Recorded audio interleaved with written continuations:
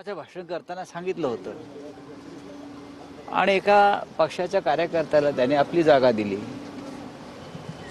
ही एक चांगली परंपरा आणि पायंड आहे.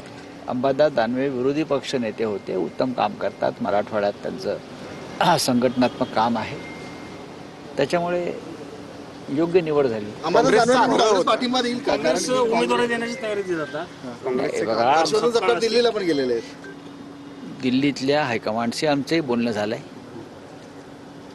जागा उद्धव ठाकरे साहेब निवृत्त झाले, त्यांचेही झाले काही लोक, पण राज्याचे माजी मुख्यमंत्री निवृत्त झाले. सगळ्यांचा आग्रह होता उद्धव साहेबांनीच लढावं. उद्धव साहेबांचा आग्रह होता नाही मी उमेदवार देईन, त्याला तुम्ही पाठिंबा द्या, महाविकास आघाडी म्हणून. राष्ट्रवादी काँग्रेस पक्षाने आधीच पाठिंबा जाहीर केलेला आहे की उद्धव ठाकरे देतील तो उमेदवार.